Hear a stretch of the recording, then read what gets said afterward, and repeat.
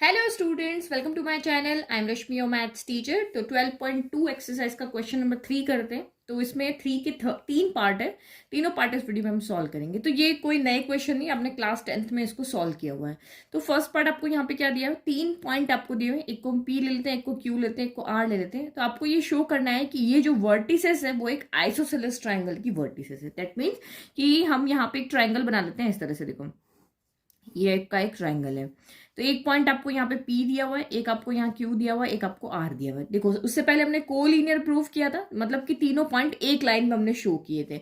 अब यहाँ पे आपको प्रूव करना है कि ये जो 3 पॉइंट है, ये 3 पॉइंट एक ट्राइंगल बना रहे लेके, लेकिन वो जो ट्राइंगल है वो आइसोसेलेस ट्राइंगल था। आइसोसेलेस ट्राइंगल कब होता है? जब उसकी दो साइड क्या होती है, इक्वल होती है। ये अगर आपकी x है तो ये भी x होनी चाहिए और ये आपकी अलग होनी चाहिए। ठीक है, तो हमें यहाँ पे शो करना है कि अगर ये आइसोसेलेस ट्राइंगल है तो आपको शो करना है कोई भी दो साइड, इस ट्राइंगल की कोई भी दो साइड क्या होनी चाहिए, इक्वल होनी चाहिए।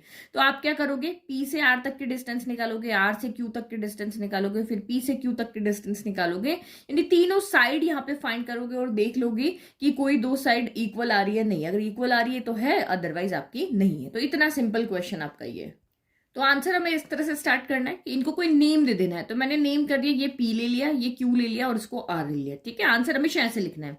अब आइसोसेलेस ट्रायंगल शो करना है तो आपको पहले यह लिखकर बताना पड़ेगा कि अगर दो साइड इक्वल होगी, if any two sides are equal it will be an isosceles triangle. तो उसके लिए अब हम तीन साइड यहाँ पे फाइंड करते हैं। ये मैंने लिख दिया, पी क्यू करेंगे, क्यू आर करेंगे और आपका यहाँ पर पी आर करेंगे। ठीक है, तो सबसे पहले वन बाय वन हम सॉल्व करते हैं। पी क्यू सॉल्व कर रहे हैं तो डिस्टेंस का फॉर्मूला लगाएंगे। यहाँ इस पॉइंट से इस पॉइंट के बीच की डिस्टेंस जो होगी वही इसकी लेंथ होगी। तो ये मैं एक बार आपको फॉर्मूला लिख देना है।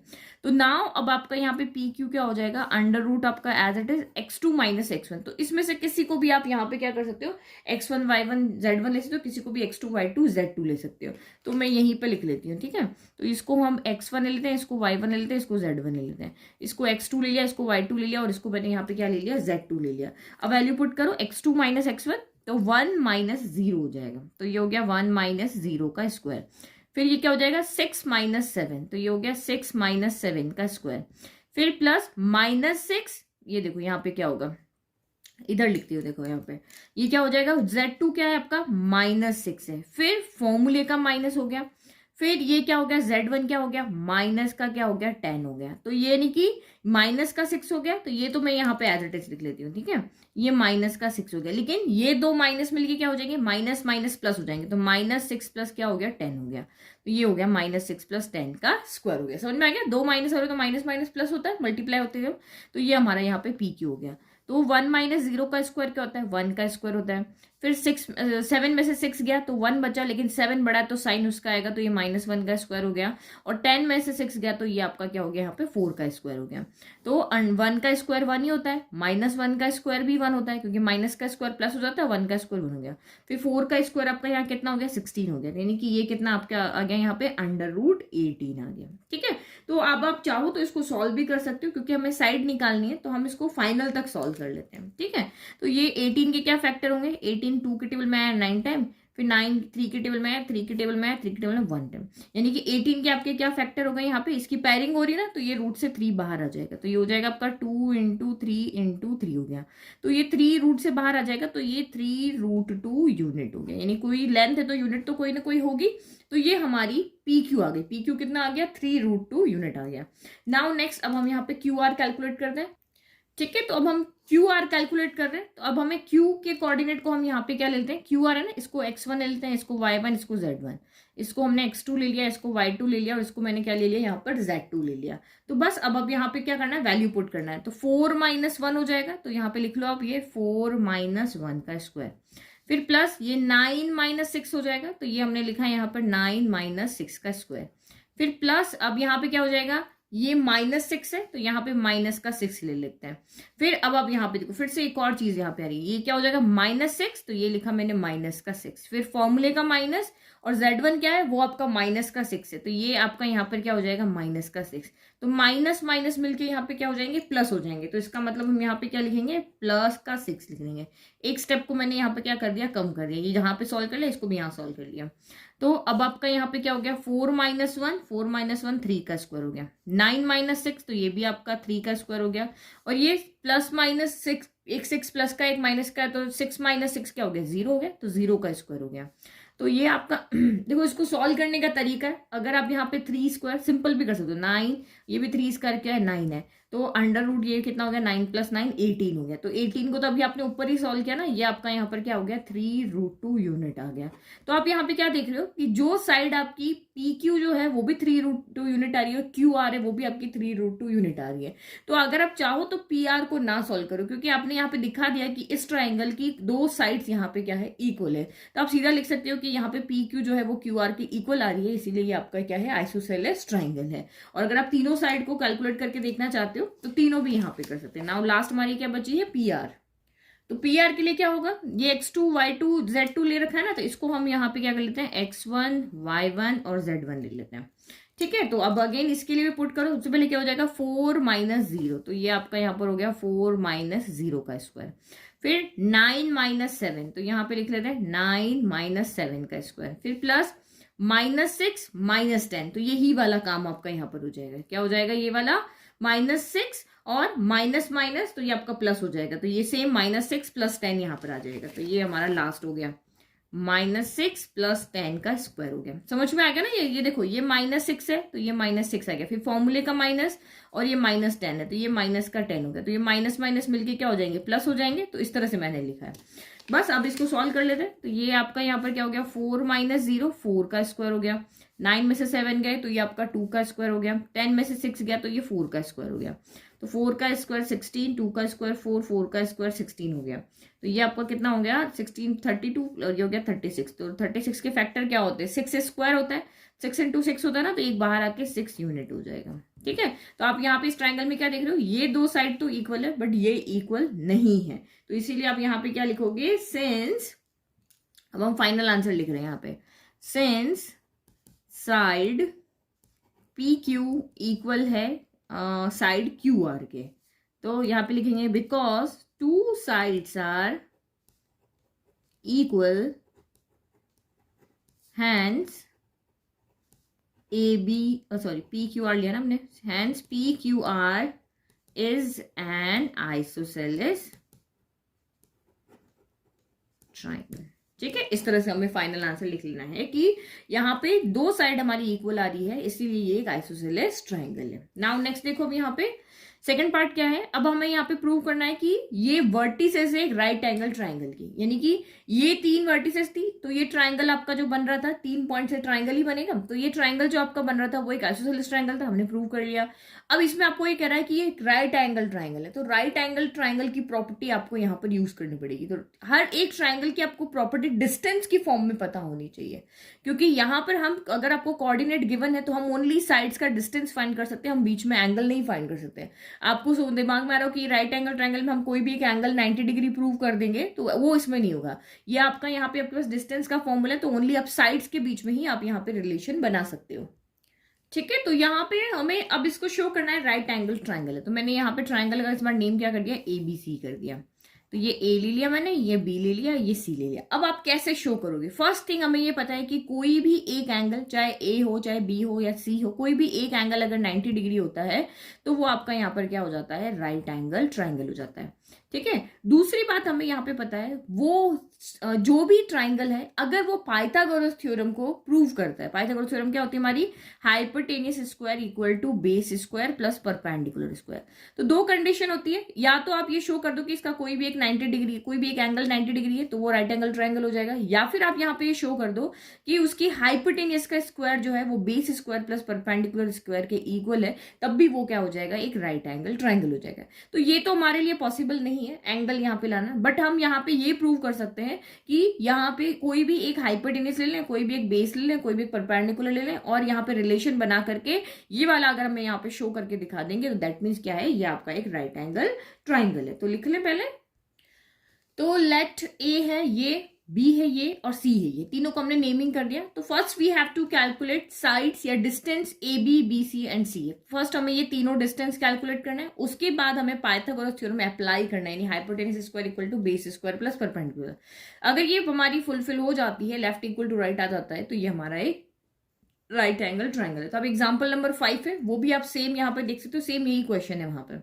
तो पहले ए बी को कैलकुलेट करें, तो ए बी कैलकुलेट करने के लिए इसको हम x1 ले लेते हैं, इसको y1, इसको z1, इसको हम यहाँ पे x2, इसको y2 और इसको z2 ले लेते हैं। नाउ अब आप यहाँ पे वैल्यू पुट करो, तो ये आपका x2 माइनस x1 होता है। सबसे पहले आप डिस्टेंस फॉर्मूला जरूर लिख लेना यहाँ पे, ठीक है, मैंने लिखना भूल गई। तो ये आपका क्या हो जाएगा, -1 माइनस 0 का स्क्वायर, फिर 6 माइनस 7 का स्क्वायर, तो ये हो गया 6 माइनस 7 का स्क्वायर, फिर प्लस 6 माइनस 10 का स्क्वायर, तो ये हो गया आपका 6 माइनस 10 का स्क्वायर हो गया। ओके, अब यहाँ पे इसको सॉल्व करो, तो माइनस माइनस क्या होता है, प्लस होता है, तो 1 प्लस 0 क्या हो जाएगा आपका, यहाँ पे 1 ही हो जाएगा, और दोनों नेगेटिव है इसलिए साइन माइनस का आएगा, तो ये -1 का स्क्वायर हो गया। फिर 7 में से 6 गया तो 1 बचा, लेकिन साइन नेगेटिव आएगा क्योंकि 7 बड़ा है।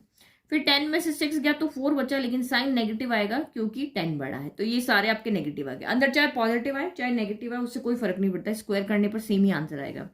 तो -1 का स्क्वायर 1 हो गया, -1 का स्क्वायर 1 हो गया, -4 का स्क्वायर 16 हो गया, क्योंकि माइनस का स्क्वायर प्लस हो जाता है ना, तो चाहे 1 का स्क्वायर होगा तब भी यही आएगा और -1 का स्क्वायर होगा तब भी यही आएगा। तो ये 16 17 फिर से क्या हो गया आपका यहाँ पर 18 हो गया। तो 18 हो गया, तो हमें क्योंकि स्क्वायर करना है तो मैं इसको एज इट इज रख रही हूँ, क्योंकि 3√2 में चेंज नहीं करूँ जैसे हमने पहले किया, क्योंकि हमें यहाँ पे प्रूव करना है ना कि hypotenuse square equal to base square plus perpendicular square. Square करना है तो रूट सीधा कैंसिल हो जाएगा, तो 18 ही बचेगा, इसलिए मैं इसको आगे नहीं सॉल्व कर रही हूँ। आप चाहो तो कर सकते हो, कोई रॉन्ग नहीं, लेकिन जहां पे टाइम बचा सकते हैं वहां बचाते हैं।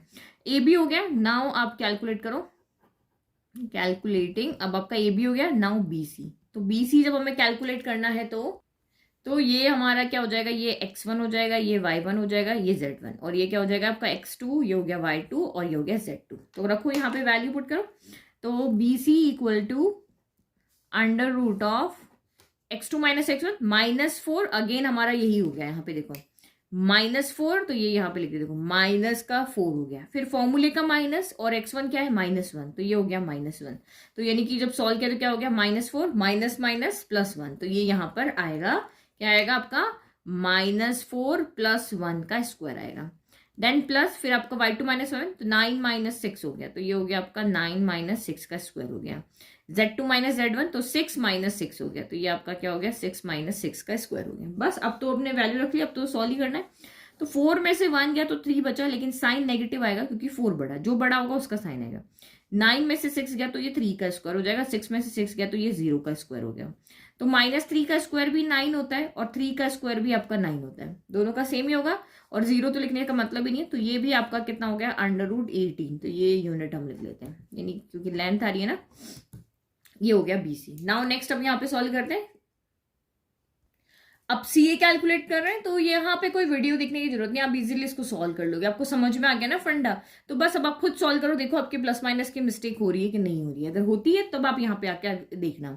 तो CA कैलकुलेट कर रहे हैं, तो किसी को भी x1 y1 ले लो, ये x1 ले लिया, ये y1 ले लिया, ये z1 ले लिया, और इसको हम यहाँ पे क्या लेते हैं, x2 ले लेते हैं, y2, और इसको z2 ले लिया।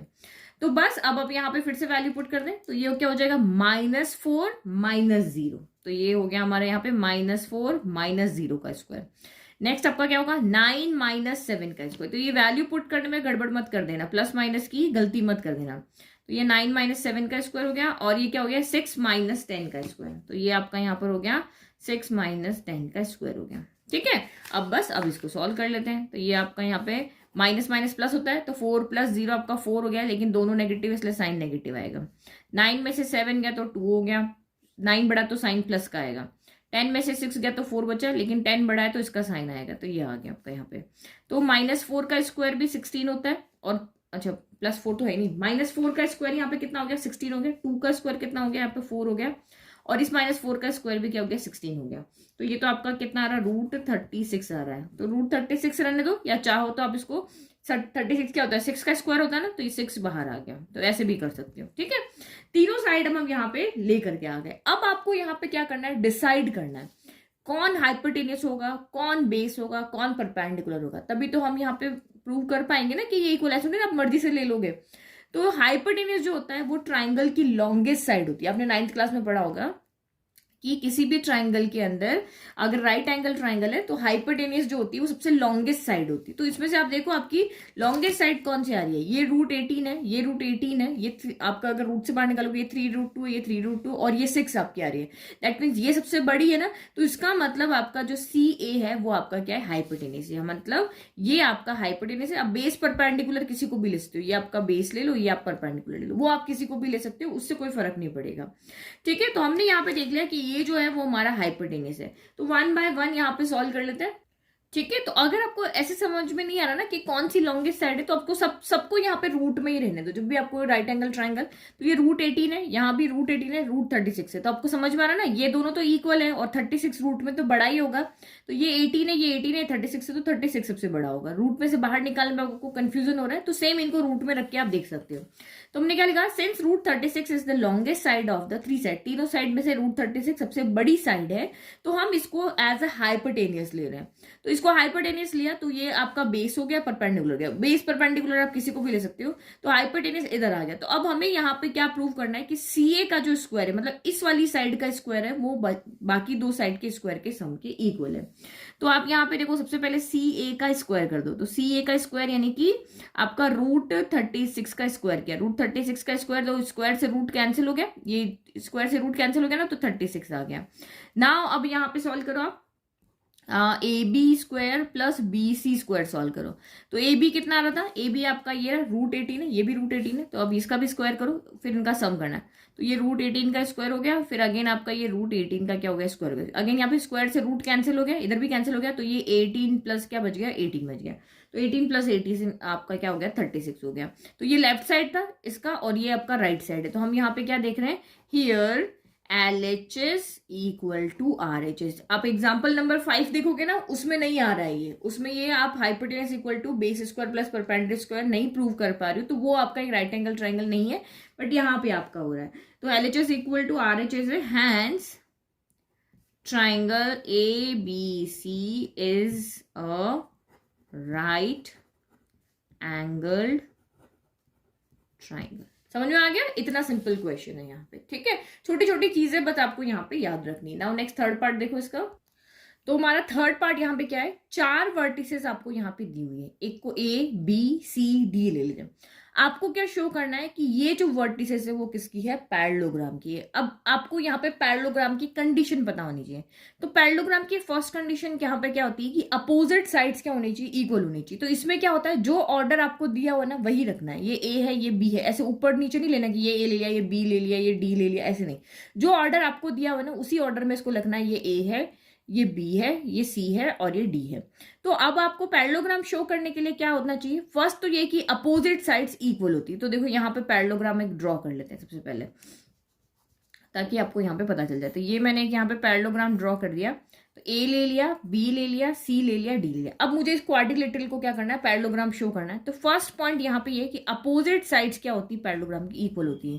यानी AB के अपोजिट कौन है, AB के अपोजिट कौन है, CD। तो ये CD हो गया और BC इक्वल टू आपका यहाँ पर क्या हो जाएगा, AD। तो ये हमने शो कर, यहाँ पे एक तो ये कंडीशन शो करनी होती है कि अपोजिट साइड्स क्या होती है, इक्वल होती है।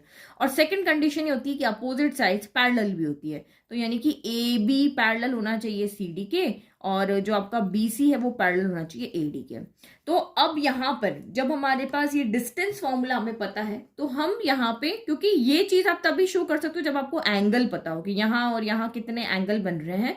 तो सिर्फ इस क्वेश्चन के लिए, यानी कि जब आपका ये कोऑर्डिनेट ज्योमेट्री वाला चैप्टर में आपको पैरेललोग्राम शो करना है, तो हम यहाँ पे ये नहीं शो कर सकते, क्योंकि ये एंगल के थ्रू आपका शो होता है कि ये साइड इसके साइड के अगर ये पैरेलल है, दैट मीन्स कि ऑल्टरनेट एंगल इक्वल होंगे, करस्पॉन्डिंग एंगल्स इक्वल होंगे। तो ये चीजें यहाँ पे शो करनी होती है, बट ये हम यहाँ पे नहीं शो है। हम सिर्फ यहाँ पे क्या शो कर सकते हैं कि अपोजिट साइड्स अगर इक्वल है तो वो क्या है, एक पैरेललोग्राम है। तो ठीक है, तो ये तो हमारी पैरेललोग्राम की डेफिनेशन थी कि एक क्वाड्रिलेटरल पैरेललोग्राम कब बनता है, जब उसकी अपोजिट साइड्स इक्वल भी हो और साथ साथ में पैरेलल भी हो। तो इक्वल होने पर तो ये कि रेक्टेंगल की डेफिनेशन भी आती है, बट यहाँ पर हमें यही शो करना है, ये हम यहाँ पे शो नहीं कर सकते। तो सिर्फ हम पैरेललोग्राम यहाँ पे बता देंगे कि अगर इसकी अपोजिट साइड्स इक्वल है तो ये एक पैरेललोग्राम है।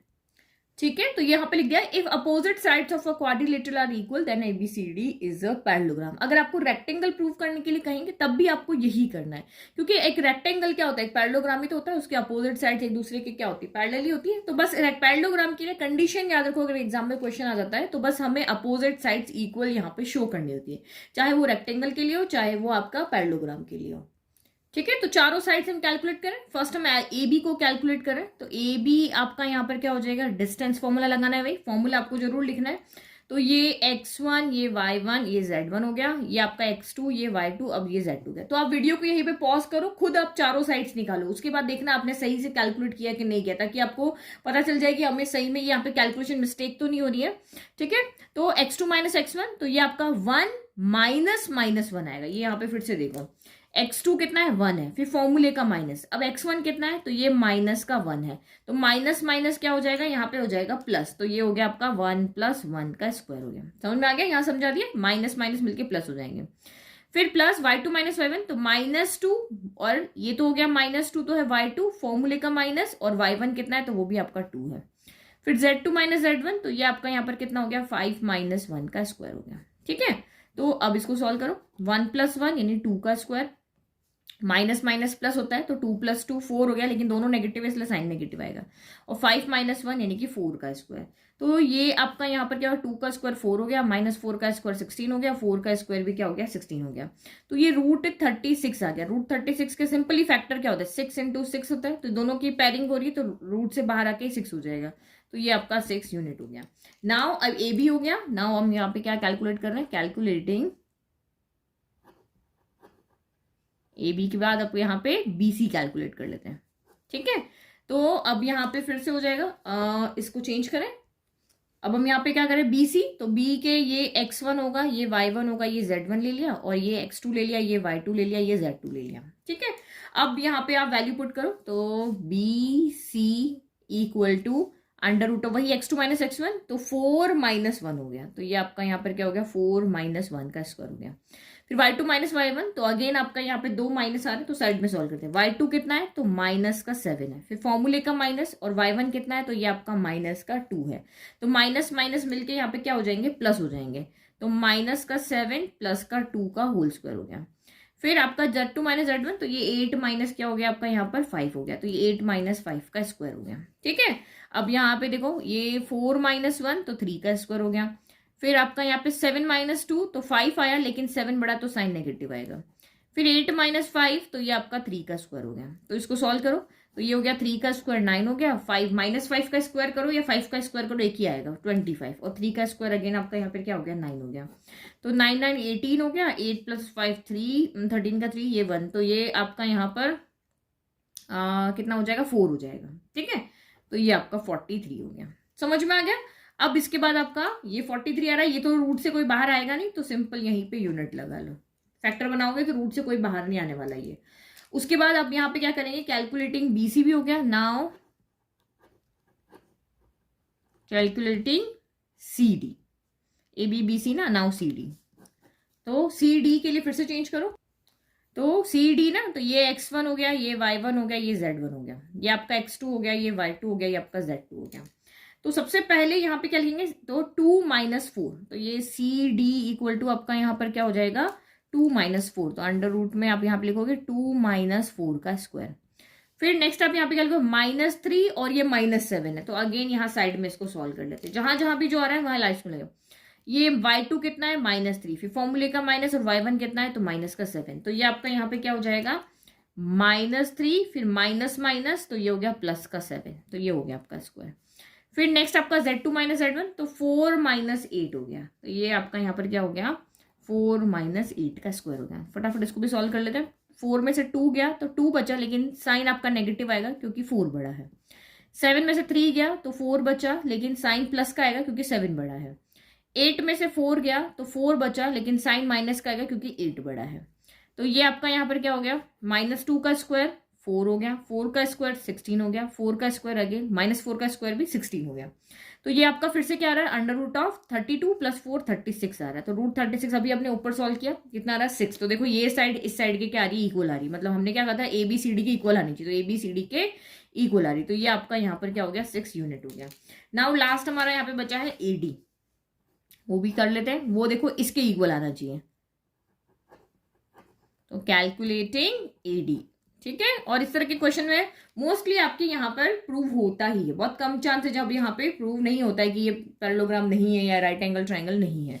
तो ए डी कह रहे हैं, तो ए ये x1 y1 z1 यहाँ से हटा के अब यहाँ ले लेते हैं, ये x1 है, ये y1 है और ये z1 है। तो 2 - -1 होगा। तो फिर से यहाँ पे देखो A D equal to under root of, यहाँ पे साइड में लिखते हैं x1 कितना है 2, फिर माइनस और x2 - x1 है, ये x2 है, x1 कितना है तो -1 है, तो माइनस माइनस यहाँ पे क्या हो जाएगा, प्लस हो जाएगा। तो आप यहाँ पे ये साइन का बड़ा ध्यान रखना वरना गड़बड़ हो जाएगी। तो ये 2 + 1 का स्क्वायर हुआ, माइनस माइनस मिलके हो गया। फिर y2 - y1, तो -3 - 2, समझ में आ रहा है, ये -3 है और ये कितना है फॉर्मूले का माइनस और ये 2 है। तो लिखो यहाँ पे, ये आपका यहाँ पे कितना हो गया, -3 - 2 का स्क्वायर। फिर z2 - z1, तो 4 - 1 का स्क्वायर। तो यहाँ पे लिख लो आप, यहाँ पे ये हो गया आपका 4 - 1 का स्क्वायर हो गया। बस अब इसको सॉल्व करो, 2 + 1 यानी 3 का स्क्वायर, फिर माइनस माइनस प्लस होता है तो 3 + 2 5 हो गया, और नेगेटिव। तो ये आप इस तरह से याद रखो, दोनों प्लस के साइन होते तब भी ऐड होता है, दोनों माइनस के साइन होते तब भी आपका यहाँ पर ऐड होता है। सेम साइन पे ऐड होगा, डिफरेंट साइन, एक का प्लस एक का माइनस है तो हमेशा सब्ट्रैक्ट होगा और जो बड़ा होगा उसका साइन आएगा। तो 4 में से 1 गया तो आपका 3 बचा, साइन प्लस का आएगा क्योंकि 4 बड़ा, तो ये 3 का स्क्वायर हो गया। तो यहाँ पे 3 का स्क्वायर 9 हो गया, 5 -5 का स्क्वायर 25 हो गया और 3 का स्क्वायर अगेन 9। तो सेम नंबर आ 9 25 9 9 25 9। तो ये आपका क्या हो गया, अंडर रूट 43 यूनिट। तो आप यहाँ पे क्या देख रहे हो, ए बी जो है 6 यूनिट आ रहा है और सी डी भी 6 आ रहा है, बी सी आपका अंडर रूट 43 आ रहा है और ए डी भी आपका अंडर रूट कितना आ रहा है 43 आ रहा है। तो इसका मतलब यहाँ पे अपोजिट साइड्स क्या हो रही है, इक्वल हो रही है। तो आप यहाँ पे क्या लिखोगे, हियर ए बी इक्वल है सी डी के, और दोनों कितने हैं 6 यूनिट है। और एंड बी सी जो इक्वल आ रहा है वो ए डी के, और ये कितना है अंडर रूट 43 यूनिट है, ठीक है। तो आप यहाँ पे क्या लिख लोगे, वही हमारी पैरेललोग्राम की डेफिनेशन नहीं कि अपोजिट साइड से जो इक्वल आ रही है और सारे वर्टिस जो हमने ऑर्डर में लिए। हमेशा इस क्वेश्चन में ध्यान रखना कि इस तरह के क्वेश्चन ट्राइंगल हो जहाँ पे कुछ भी हो तो हमेशा इनको ऑर्डर के अंदर ही लेना है कि ए बी सी डी इस तरह से लेना है, ये बात का अब हमें यहाँ पे ध्यान रखना है। तो ए बी सी डी क्या हो गया, एक पैरेललोग्राम हो गया, ठीक है। तो फाइनल आंसर ऐसे लिखना है कि since the opposite sides of a quadrilateral ABCD are equal, तो क्योंकि 4 लाइन से बनने वाला क्वाड्रिलेटरल होता है तो क्वाड्रिलेटरल में सब आ जाते हैं आपके, आपका रेक्टेंगल, स्क्वायर, पैरेललोग्राम, जो भी हमारे यहाँ पे 4 साइड से बनते हैं वो सब आ जाते हैं। तो उसमें क्वाड्रिलेटरल आपका यहाँ पे रेक्टेंगल कब बनेगा, जब अपोजिट साइड इक्वल होगी, स्क्वायर कब बनेगा, जब चारों साइड इक्वल होगी। तो इस तरह से हम लिखते हैं। तो इसका मतलब आपकी अपोजिट साइड इक्वल है तो ये क्या बना, एक पैरेललोग्राम बन गया। तो hence the given points are the vertices of a parallelogram. तो जो 4 वर्टिसेस आपको दी थी वो एक पैरेललोग्राम की वर्टिसेस है, ठीक है। तो ये हमने 3 क्वेश्चन कर लिया, तो टाइम ज्यादा हो रहा है। बाकी के 2 क्वेश्चन, 5th क्वेश्चन थोड़ा लेंथी है सॉल्यूशन में, तो 4 और 5 नेक्स्ट वीडियो में सॉल्व करेंगे। और नोट्स के लिए आपको कहाँ पे जाना है, तो लिंक डिस्क्रिप्शन में है, अदरवाइज आप mathsteacher.blog पर जाओगे तब भी आपको वहां पे नोट्स फ्री में डाउनलोड करने को मिल जाएंगे। Thank you.